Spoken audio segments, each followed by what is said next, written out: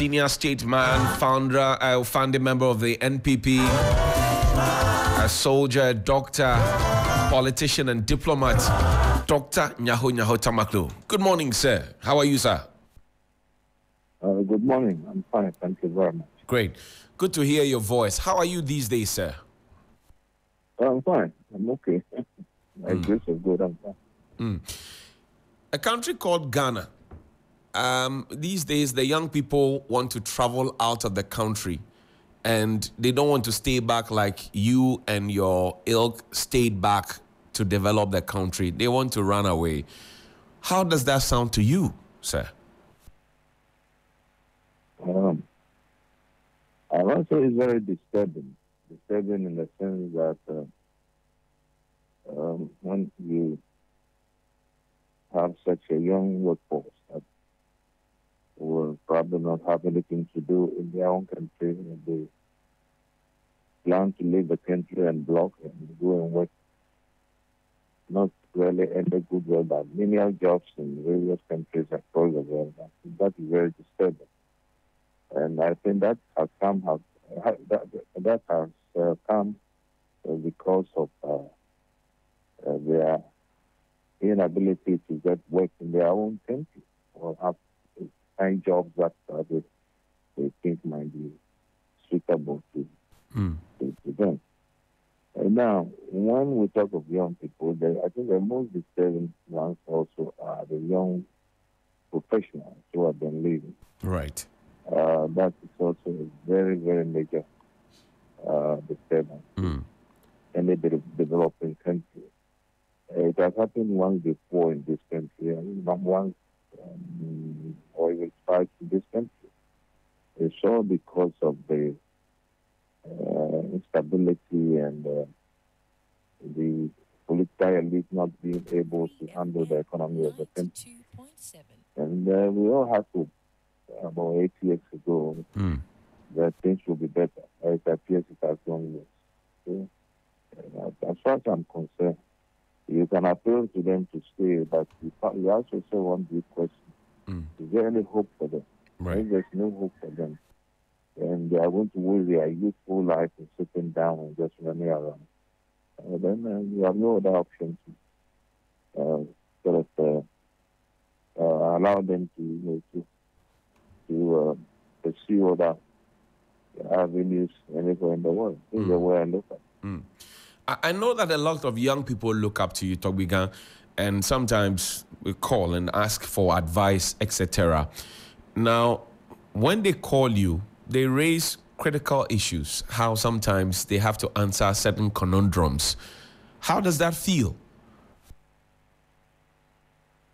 Well, when you are a young person, I would say our era was a bit different. Different in the sense that things were properly organized and planned. And I would say, and I'm sure a lot of people my age group or even higher than mine went through the same procedure. Our time, it started with primary school. From primary school, you go into middle school. From middle school, you get into secondary school. You do the 5th year and 6th year. Of course, if you are the type who is academically inclined and you want to continue with your study. Right. Now, by the time that you finish sixth form those days, if you're academically good, government has arranged, scholarship for you to go abroad to pursue course of your own interest or course that government wanted you to do. And at that time, we had very few, if nothing at all. I remember it was during our time that the University of, what do you call it, School of Nursing was opened by Professor Charles Sisson. And the first, I think the first group that entered the medical school was then headed by one of our seniors who passed on, Professor Comey. Right. a very brilliant boy. Right. And things went on very well, smoothly, and then what is even significant during those days was that the moment you left or you left sixth form, you can't sit at home because there is something to do. So Right. you either work in one of the ministry as a clerk or something. You'll be be waiting home. for your Right. scholarship to come, and then you just leave the country. Now, Nkrumah, with his foresight, decided that this cannot continue for long. So he immediately set up the medical school, and as I said, set up by Professor Charles Eastman, and some of his colleagues, Professor Engelman and others, I can't remember now, quite a number of them, all in their various areas of specialization. And like a joke, the medical school took off. And what is even more interesting also, once again, is that after they finished with what do you call it, the theoreticals, we had the clinical work done here in this country.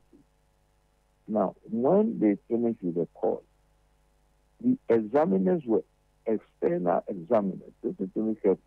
External examiners, which was they brought in people, professors from outside the country, to come and examine them. And believe me, that was the breakthrough. The standards shown to these external examiners shocked them. Right.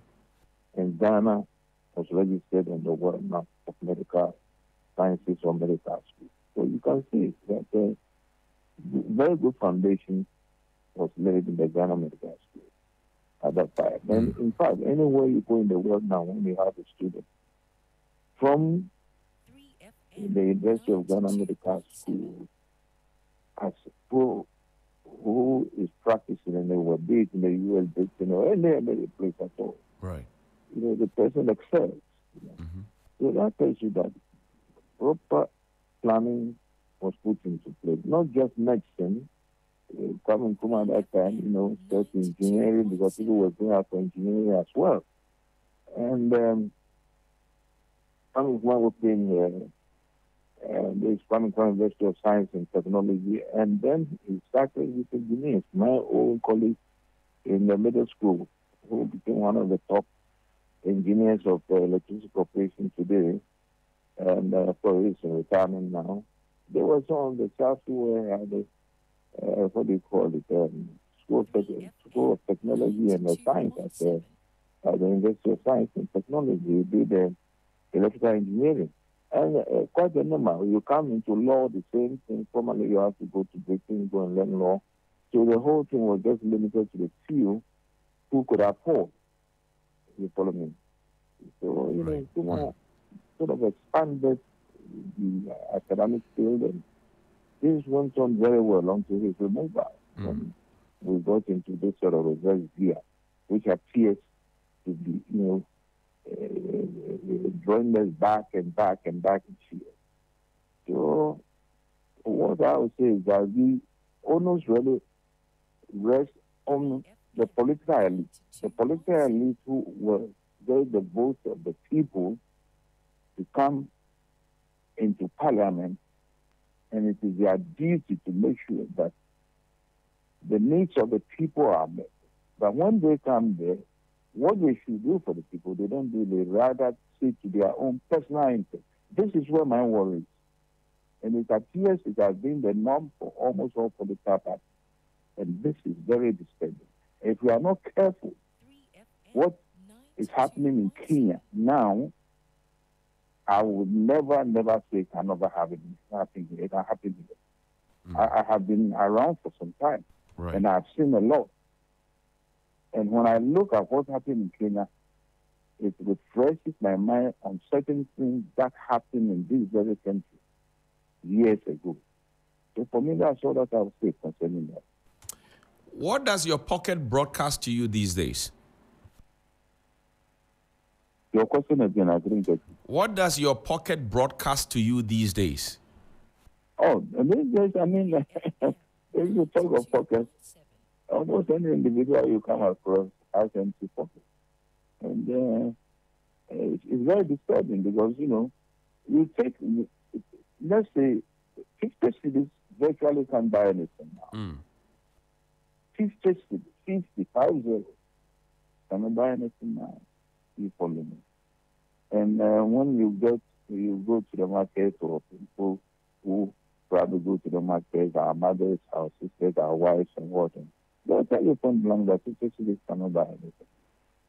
You can't even have a good meal with 200 cities. I'm telling you. And that is very, very disturbing. Very, very, because apart from the fact that it has got effect on the individual, physically, psychologically, and even medically, it is a situation that if we are not careful, can create a big, big, big problem. And it appears our mothers in the markets also have vowed to keep on, increasing the prices of goods at their own, just as they right. So nothing really is controlling nothing. Nobody is really in charge of anything from the way we see things. Not long ago, we were all around when the foodstuffs, we had the problem of foodstuffs like plantain, cassava, and all these things. And the whole minister asked for foodstuffs to be brought to the ministries. And I said that will not help in many ways. To me, it was not a wise decision. You follow me? And as I said, the whole thing didn't even last a month. You follow me? The thing is that basic thing that must be done to improve in our agricultural sector is being done. It's not being done. Basic thing that must be done, where millions of dollars have been voted for. You see nothing done, and still you can't see the money. These are the problems we are facing us. You follow me?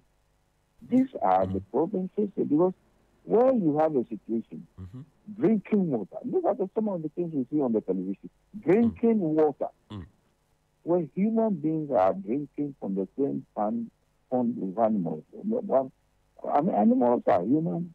Since they breathe air that we breathe, to me, they are human. Right. You follow me? Because they are mammal. Kingdom Now, Animalia. Exactly. So here we have a situation where you need just about, say, $5 million to fix water for the people, clean water. Somebody will put the money in his pocket.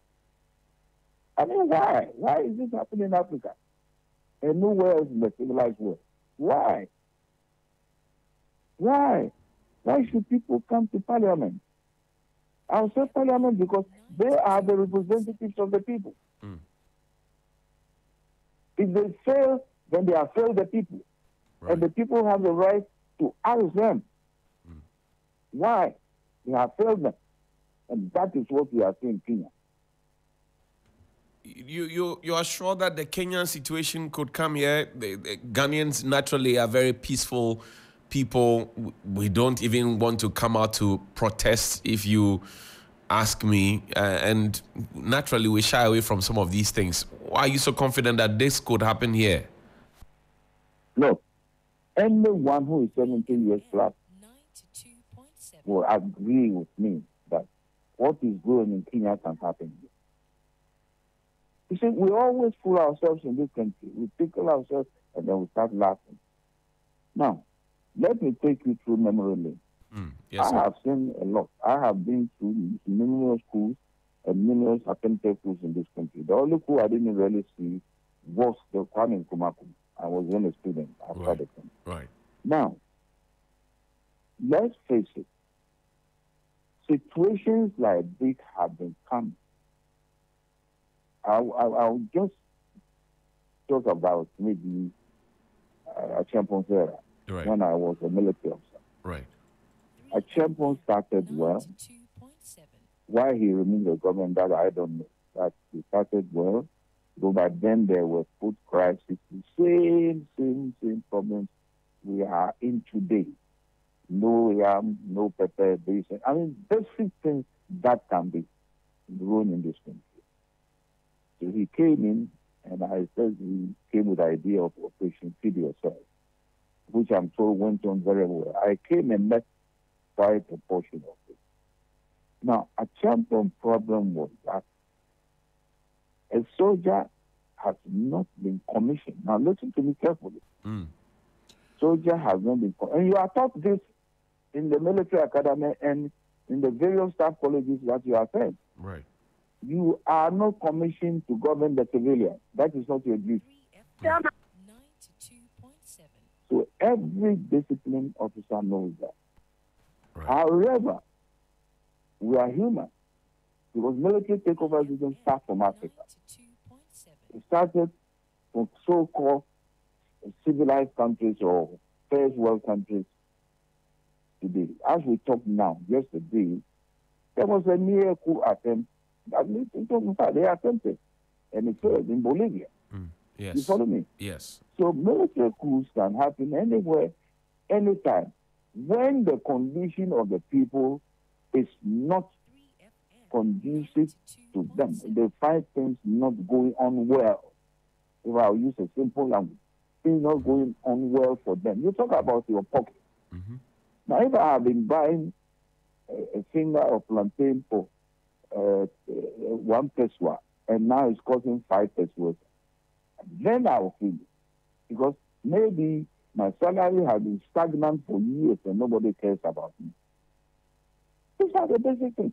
And when they keep on piling up, and members of parliament who are supposed to represent the nation rather play politics in the what do you call legislative assembly, what do you call it,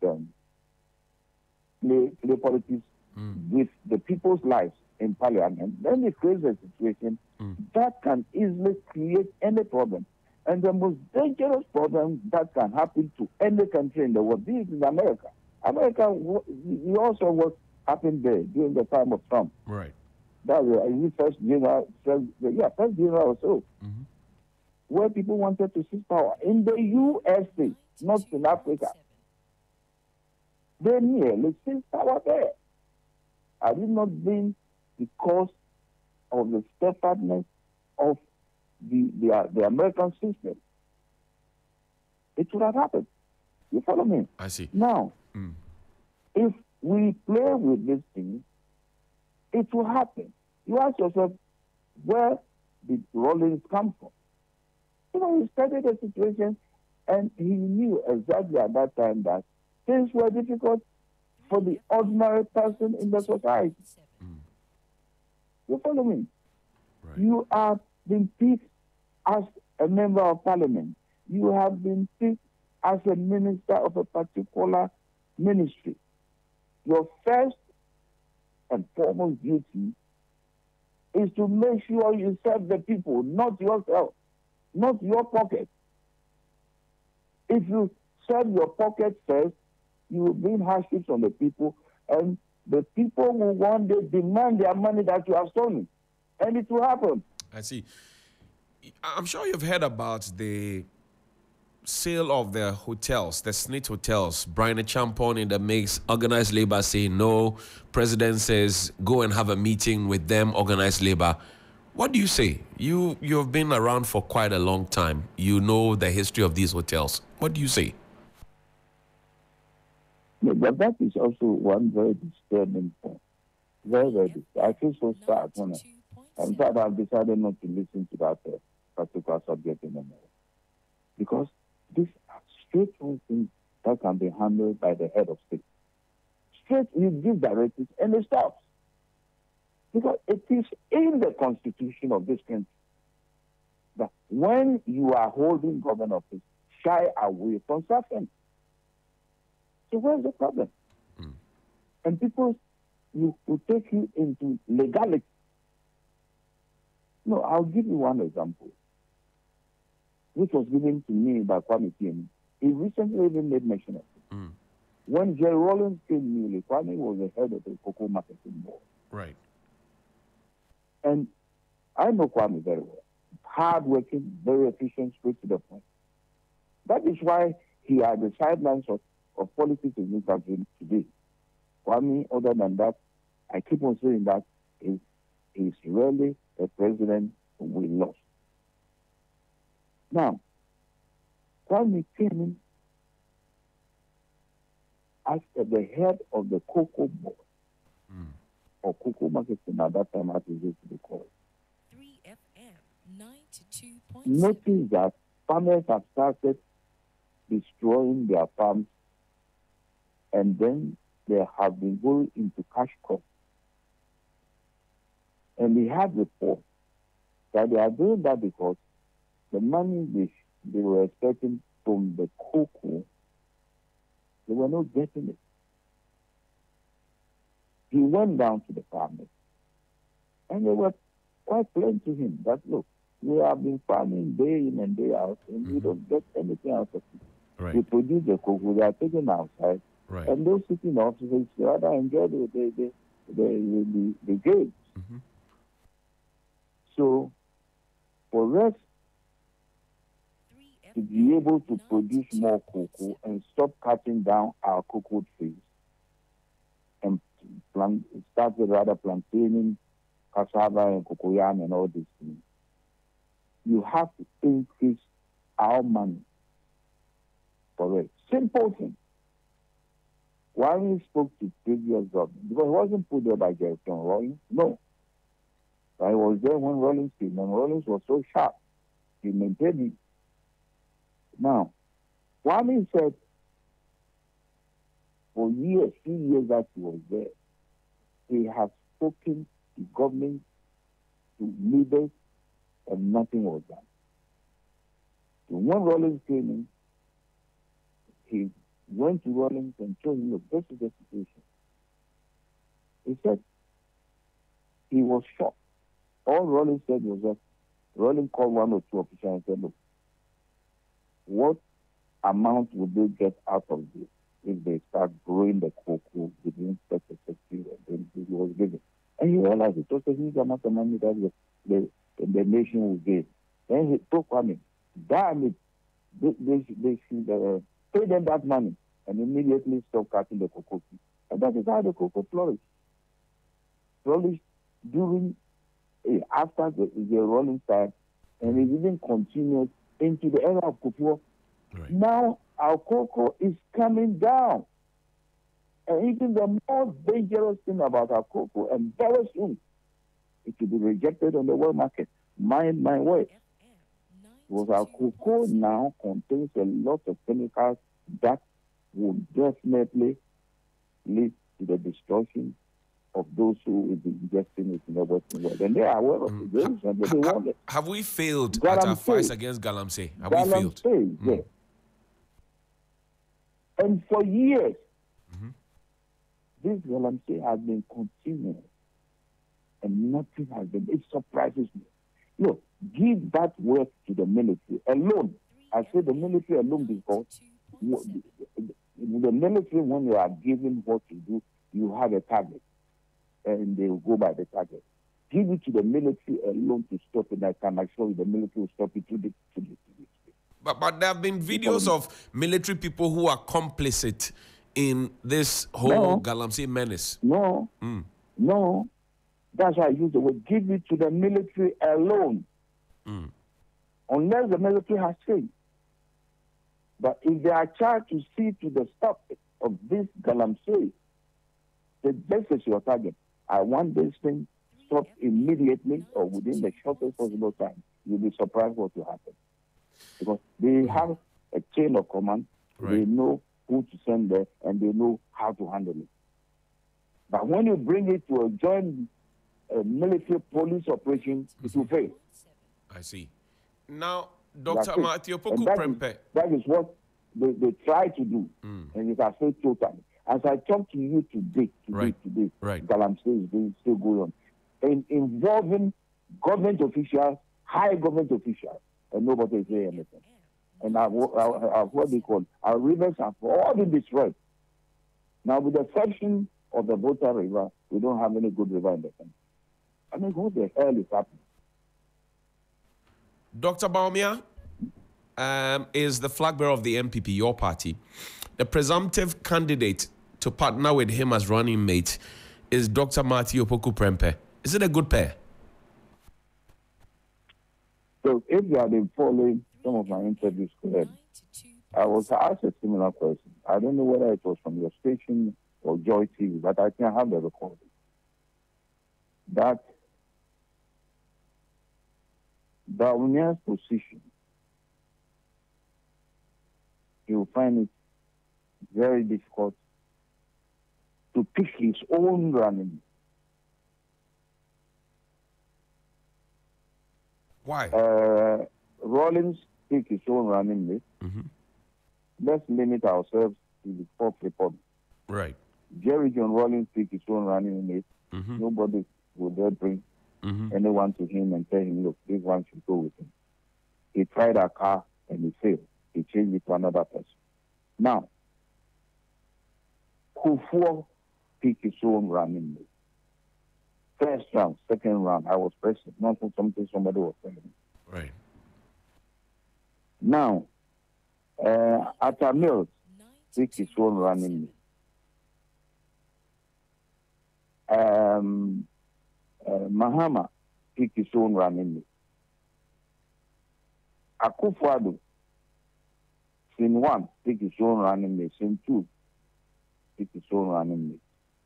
Why can't Bawumia pick his own running mate? But what makes you say that he's not picking his own running mate? I know for a fact that he can't pick his own running mate. But I made mention of it almost 7 months ago. But why? But why? You archive, you see. But why? And the reason is quite simple. Tell me. I said it. That if we are not careful, that alone can destroy our party. Bawumia, to be frank with you, is a nice gentleman. I have dealt with him before. He's a very, very nice gentleman. There is not every gentleman who can be a good politician. Now, Bawumia, I predicted that would not be given the free hand by some people in the party because of their own interest to pick his own running mate. Now, he's left his options. In the previous interview that I had with one of the radio stations, that he would definitely have to pick his running mate from Ashanti region. It has happened. Now, he is not going to pick his own running mate. That also has happened. We have in the country various regions. And if we are really going to improve as a political party that we are represented or we have representatives in all the regions, now we have 16 regions, then a presidential candidate should be free to choose whoever he wants to run, be the person a female or a male. And then I made another remark. When Alan Shermanton resigned from the party, that things would be very difficult for us. We shouldn't say that Ashanti region is a region we shall always have just like that, who will be voting for us day in and day out. Now Ashanti region is changing. The people are changing because the suffering other regions are going through in the country, they are experiencing the same thing. I see. Just like me and you. So, Ashanti region now, if we pick a running mate from that place, we shouldn't think we are going to have 100% vote from them. No, it's not going to happen. Are you saying your Because MPP cannot bring the 8? I'm coming. Okay. I'm coming, please. Within my own party, there are people who are not comfortable with the selection of Bawumia as the flag bearer of the party. It is a fact. Secondly, Ashanti region is not the only region, the NPP is not the only political party in the Ashanti region. The NDC is there, they will go in of the vote. So are other political parties who are springing up or are coming up, so-called the one, the presidential candidates all over the place. And mind you, Alan Shermanton will have a big chalk there too. So the automatic leadership that we took upon ourselves by centuries regime will disappear. Mark my words, it will happen. And that will weaken our Pakistan. I said it. I said it. This thing you are saying, 7 months ago. this thing you are saying, those who are shouting breaking the eight, they will not be happy with you. No, they don't. No, when they talk of breaking the eight, you can see that these are people who have no idea about the dangers of society. Look, we have seen politics in this country for years. Okay. Liman was voted into power, and he was a popular leader from the word go. That internal wrangling in his own political party made it impossible for him to rule, hence he's being thrown away from power. If we get to a state where within our own party, those we have at the helm of affairs now Right. are not helping us. They are not helping our party. Because when I put my mind back, 2 years back, this is just to Kufuor. I keep on saying that Kufuor will solve his problems. He said, listen. He listened. Kufuor listened.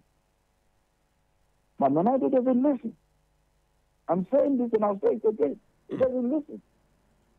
When Nanado listen, this hotel issue shouldn't have been an issue at all. Now look at Elizabeth Odini coming out recently, and look at what she also brought out concerning this hotel issue. Dishonesty. Knowing that this is blue and you try to paint it red. Dishonesty. And that is all that I will say. I see. But they shouldn't forget that this nation is changing day in and day out. Maybe the difference between the youth of today and our time is that I find today's youth as cowards. They are cowards. They are cowards. Today, because what myself, Akufo-Addo, who is the president now, Charles Robbie, I'll lift my heart for him. What do you call it? Victor Newman, Kwesi Pratt, Kweku Bako, what do you call it? Selby, Kweku Bako, Kojo Poku, Kakraba Kongwe, Akoto Ampao. We took Rollins to tax. And he changed like it has happened in Kenya. First he said no. But when we took the men into the streets, over 100,000 people, even by then the military was still in power. Things changed. You know what I mean? But this is what we have is just a, what do you call a window dressing demonstration. No. Right. In the revolution is not a tea party. It is never a tea party. It can't be a tea party. Now, if you want a change, you have to work for it. We did it at that time, and it worked. I see. Why can't the young ones now do it? If they are suffering, they should let the people or the public or other countries know that they are suffering. And this has brought us close to where we are now, where every young person thinks the only way to get money is to jump into politics. And they get into politics, and within very short periods, you see them amassing wealth. And as I've said, it has happened before. And what the people went through and how those properties, what do you call it, were seized from them, it will happen here again. It will happen, you see. If we go the same target as we are going, it will happen again. The young people in this country, those who love your beloved Accra Hearts of Oak, they're asking what's happening to your club. Look, our battle cry is never say die until the bones are rotting. Right. Never say die. That is, we never give up. Never, and we shall never give up. And that should be the spirit of the youth in this country. But your club was nearly relegated. You use the word nearly. Now, let me tell you one thing. Tell me, I'm sir. glad you brought this point out. Unfortunately, the thievery that we have in politics, national politics, has found its way into football. Very sad. Now, you ask yourself, how can one unknown club,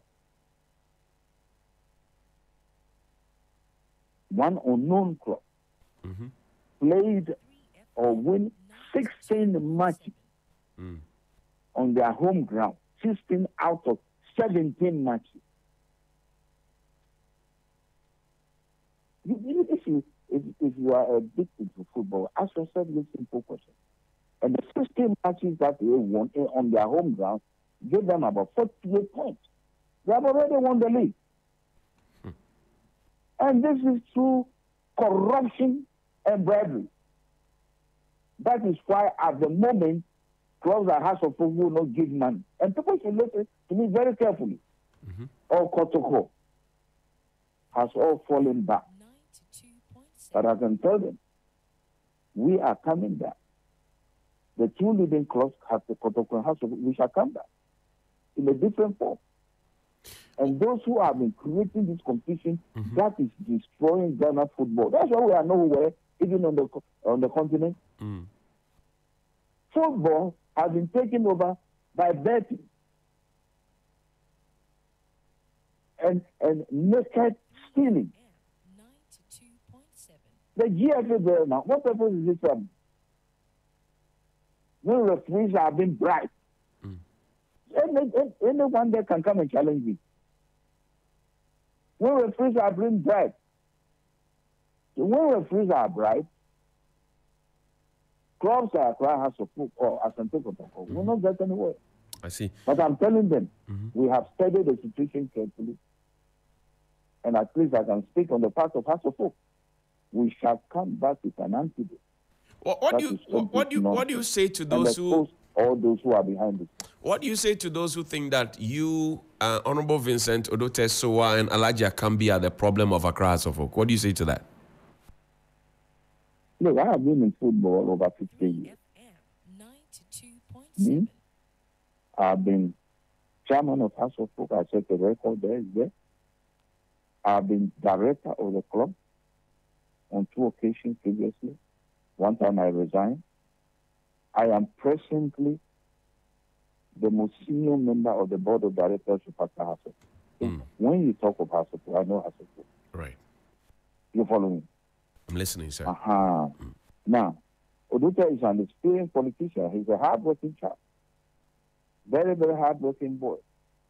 As for Alhaji Akambi, I can tell you, if I were to be the highest, what do you call it? I was to be the most highest person who bought shares in House of Folk. Right. I will make him a director. I'm telling you, because if you want somebody who can do the practical work, somebody who really has got legs to move, those who have been criticizing him, that is, he knows nothing and is there. They should look at that Akambi very well. I didn't know Akambi. Akambi is not my age group at all.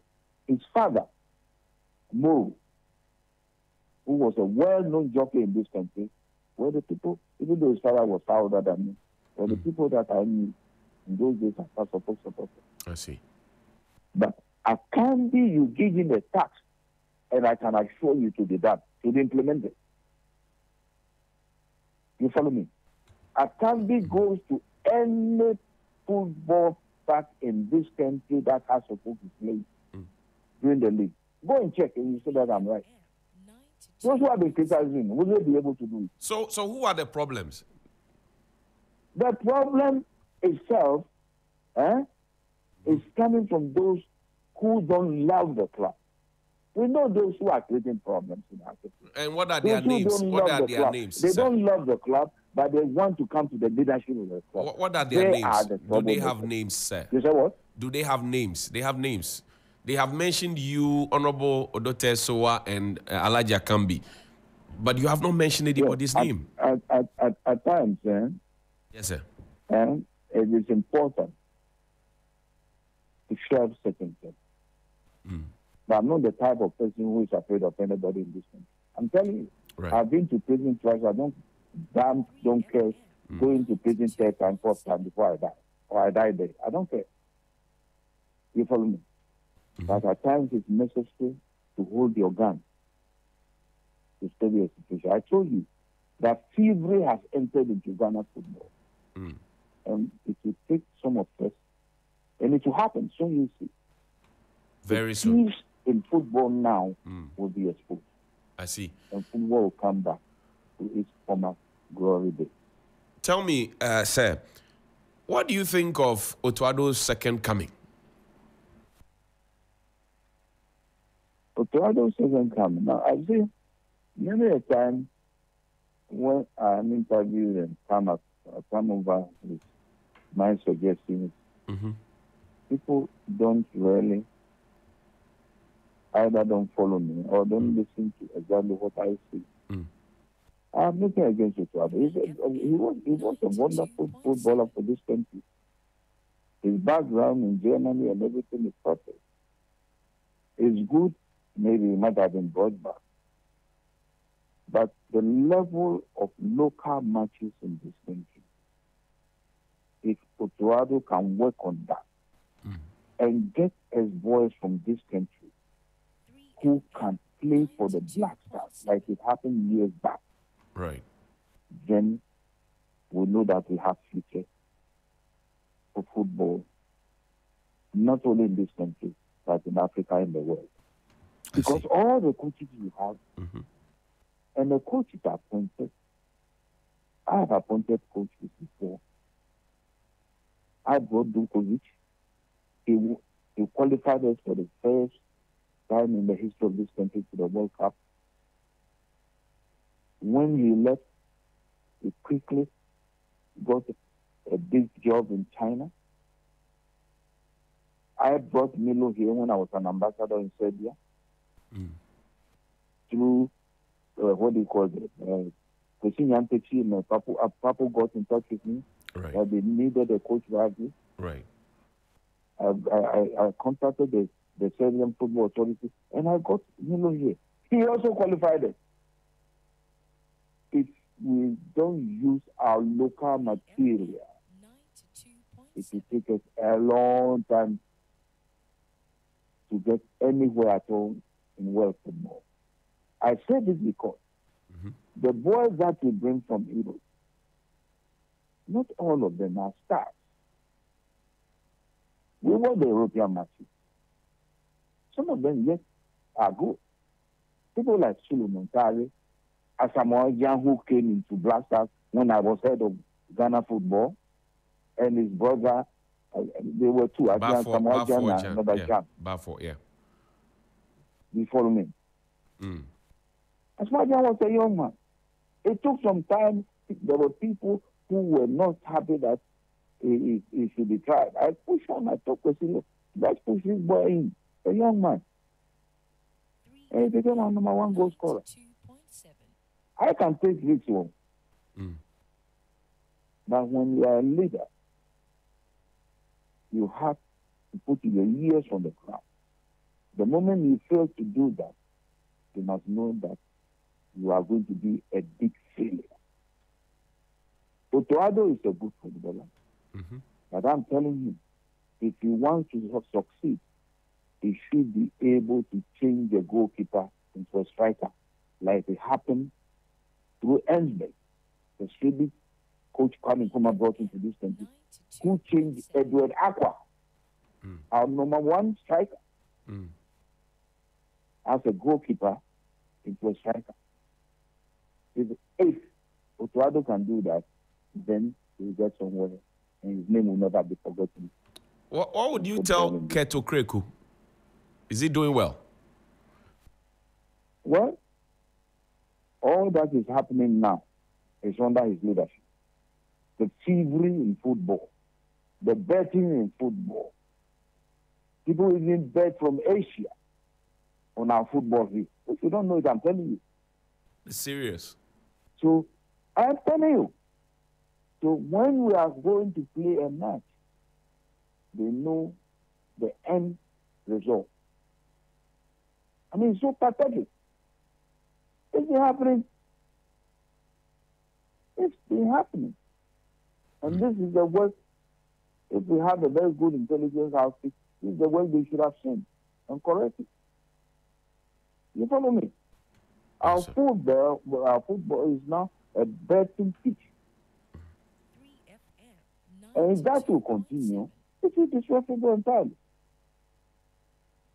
What happened that since, I think, 1979 or so, if I'm wrong, correct me, when we won our last competition, African Cup of Nations, we have never won the cup. That's just why. Because football has now been infiltrated by what they call it, the thieves and crooks. People who are not interested in the quality of matches that Ghana play, but the money that they will get out of it. What I'm saying. So a club out of nowhere, overnight, becomes a club that will win a match or will win a Premier League. No. No. I see. Now, my final question to you before we take your closing thought. If you met your friend, President Akufo-Addo, today, what would you tell him? What will I tell him? Please tell us That what you will tell him. personally, he has disappointed me. 3FM 92. I tell him, absolutely, Abdul, you have disappointed me. Because the faith and hope I had in you is not what you have displayed.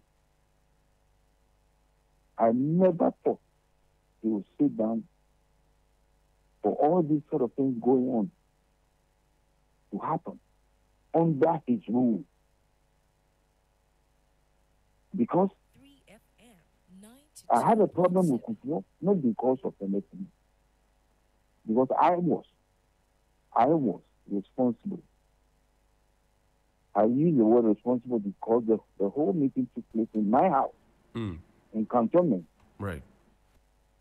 3FM where when 92.7. we couldn't defeat Rawlings in 1992, I think, general election, when we presented Dubois, who was then an automatic choice, some of us decided that Kufuor should be the next in line. And I'll give you the name. Because these are people who had good mind. They were sincere people. Right. We met in my house in cantonment. Mr. Stephen Kreku, Okay. who was one time a deputy minister in Buzia's government from the Western region. Mr. K.G. Osebo, so he's still alive. You can call him, if I'm telling lies, will tell you. 92.7. Mr. Kandapa, now National Security Coordinator. He's head of National Minister. Security. National Security Minister. Yeah. Right. Mr. Ose Aji, one-time Minister of Foreign Affairs. Dr. Jani Selby. You listen to the names I'm calling. These are Heavyweights. not small boys. Heavyweights. And myself, under the leadership of Stephen Kreku, we decided that Kufuor should be the next in line. Without his knowledge. Man, listen to me carefully. Yes, sir. Without his knowledge. And Kufuor won. And he went he led the party. But once again, we couldn't beat Rawlings. It was then that we realized that Rawlings was a rough rider, as you see in America, in the West. Rawlings was a rough rider, and he needs another rough rider to ride his team. And we thought Akufo-Addo was a rough rider. So when Kweku Baako called me, he's there, you can ask him. When I called him so that if they challenge me, I can propose it fast. Well, Kukubaku called me, and he wants my findings or my idea or my thoughts about the elections we are going to hold in Sunyani to pick a national leader. All I told Kuku, he wasn't an editor of one of these papers, I think the guide or the guide. No, then it was the guide. He was editing the guide. Right, the guide. That's true. All I told Kuku was that Akufo-Addo is the leader. Hey, is the man. Akufo-Addo is the man. And that came at the head of this paper. Kuku didn't take it lightly. He didn't take it lightly at all. You follow me? Yes, sir. And for the first 4 years of his governance, I was nowhere in his government. But that didn't affect me. I'm a doctor by profession. I can always take my stethoscope and get through it. But finally, he realized that he made a big mistake. Because people started pushing pressure on him. And Kufuor, as I know, as I said, the one thing about him is that he listened. He listened. And what he had to do, he did. That's why you saw me in his government during his second term. I didn't go to beg him. He said, you can ask him. But when he put me at the head of Ghana football, and I realized the rot there and I wanted to claim it, and they started attacking me, and I took them to court. I won the first case, and I got very good information through my lawyer then. You know, that money has the same hands at the court. I'm saying this because of that. Okay. I immediately resigned. I resigned immediately. And Kufuor was surprised. In fact, he got annoyed because after my resignation, before he made me an ambassador. You follow me? Yes, sir. So I can take the decision. I resigned.